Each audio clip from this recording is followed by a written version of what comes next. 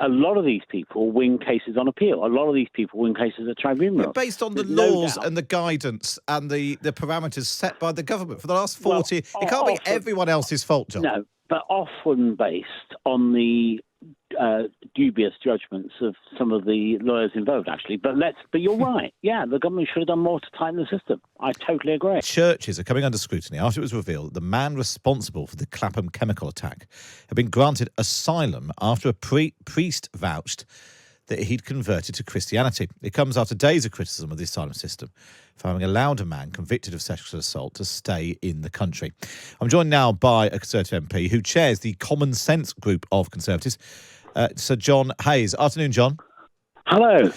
Is it possible, do you think, for the asylum system to always make the right call on whether or not someone should still be here? No. No system is perfect. And, of course, in the end, it's a matter of judgment. And sometimes those judgments will be wrong. But the problem is that our system seems to be routinely wrong. So the criteria we're using to gauge whether someone's claim is genuine is clearly not fit for purpose.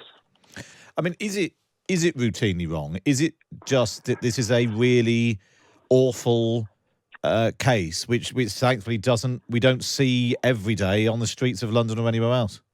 You're right, this is exceptional, and it's always dangerous to extrapolate from an individual case. I mean, the thing about this is the horror of it, and our principal energy should be directed towards catching this character and our support and sympathy for the victims. So you're right about that, but we know that very large numbers of foreign offenders are in our prisons, that a considerable number of those are people that have come here as immigrants and been granted the right to stay here, sometimes as asylum seekers, sometimes being given the indefinite right to remain. So the facts speak for themselves. We have large numbers of people, thousands of people in our prisons who are foreign offenders. And it's just not good enough. We shouldn't be paying for it. Why should we fund the malevolent characters from other places? But secondly, this poses a big risk to the public, and the law-abiding British people whose sense of fair play is renowned worldwide, they're tested to breaking point. They say enough is enough. So who should be paying for a foreign offender to stay in a British jail to serve their sentence? Well, they should be sent back, shouldn't they? They should be sent back without delay. So those are sometimes. So they shouldn't serve time in a British prison. No, if someone arrives here with a criminal past, and the intent to do further harm, they shouldn't be allowed to stay here in the first place. No, I know, but you said that we shouldn't be paying for them to stay in prison. So if a non-British national is convicted of a crime, what should happen to them? Well, either the country from where they come should fund their prison time here, or where we've got the necessary arrangements in place, they should be deported to serve their prison sentence where they come from. There are a lot of countries in the world we've got arrangements with. Let's just make sure that we send them back and they serve time there. Now, either way round, that works for us. But the point you made was about incoming... Do we then have to pay for every British national in a prison abroad? Do we need to do deals with every country around the world? Yeah, I think if a Briton goes abroad and commits crime abroad, absolutely right. Our responsibility is, if he's a British citizen, our responsibility is for that person. But your question was about people who arrive here and commit crime, or who are already criminals when they get here. So we've actually imported people into this country with a criminal past where they come from. What on earth are we doing letting those people stay in our country? But the case of the Clapham chemical attack is that Abdul Azidi was convicted of a crime here. So what should have happened to him? We say we shouldn't lock him up in prison forever. You can't send him back to Afghanistan because Britain judges that to be an unsafe country now. It's run by the Taliban. You couldn't, I mean, you haven't put anyone on a plane yet, but you couldn't put him on a plane to Rwanda because they've said they don't want convicted criminals. So what should happen to someone in this situation? Well, the fact of the matter is he should never have been granted asylum in the first place because he'd been refused twice and got a third chance. But on what basis do you make that judgment? Because he was granted asylum. because he's trying to change his story. If someone travels across safe countries, that immediately leads you to ask the question, why do they claim asylum there? So that creates doubt, implicit doubt about whether they're genuine. When someone then claims on one set of arguments, on one basis, and gets refused, and then claims again and gets refused, and then changes their story and gets asylum the third time, surely it's common sense, isn't it, that these people are gaming the system, sometimes with the support and advice of dodgy lawyers and deluded interest groups. And in this case, we gather the Church of England may have been involved, or some sort of clergy.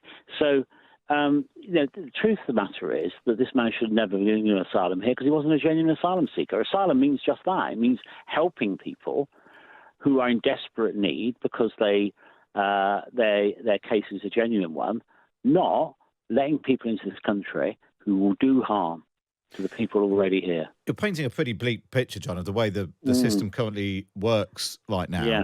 I wonder if you could shed any light on who's been in charge of the asylum system for the last 14 years. Well, the asylum system long predates those 14 years, and things have been going wrong for a very long time. But you're right, we should have done more.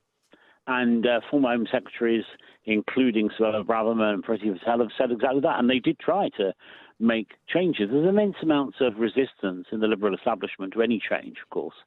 And that's a battle between right-thinking, decent, hard-working, patriotic, working-class Britons and the establishment of this country is in the hands of the liberal left to a very large degree. So that is a struggle. John. Yeah. The establishment is not in the hands of the establishment. The government has been run by a Conservative Prime Minister and Conservative Home Secretaries for 14 years. But you're conflating the government with the establishment. I am. Yes, is academia, is the judiciary, is large parts of the media. Present company accepted, of course. How dare you, John? I'm not part of this stuff. No. I can tell that. You're one of those hard-working British patriots, aren't you? But anyway, John, who but is deciding the asylum system in this country? Is it the government of the last 14 years, or academia and parts of the media? And parts of the judiciary. So a lot of these people win cases on appeal. A lot of these people win cases at tribunals. Based on the laws and the guidance and the parameters set by the government for the last 40 years. It can't be everyone else's fault, John. No, but often based on the dubious judgments of some of the lawyers involved, actually. But you're right. Yeah, the government should have done more to tighten the system. I totally agree. Okay, John. They shouldn't pander to the very establishment figures I've just described. I just want to bring you one other thing, John. This is, I don't know if you've heard this, Rishi Sunak has done an interview with Piers Morgan. He's agreed to a bet about, he thinks asylum seekers will be deported to Rwanda before the election. Let's just take a listen. I'll bet you £1,000 to a refugee charity you don't get anybody on those planes before the election. Will you take that bet? Well, I want to get the people on the planes, right? Of course I want to get the people on the planes. £1,000. Right, I want to get the people on the planes. Would you take that bet, John? Well, I think there will probably, and I'm not going to take the bet on, but I think there will probably be some planes fly. We should have tightened the bill further, and as you know, Robert Jenrick, myself, and many others, Suella Braverman, tried to do that. But even with the legislation imperfect as it is, I suspect some planes will fly. But the key thing is, will that be enough of a deterrent? And I would like to see the round of policy work. Of course I would. Yeah. And I hope the Prime Minister's right, that it will. John, good to speak to you. John Hayes there. So John Hayes, Conservative MP, talking about the asylum system.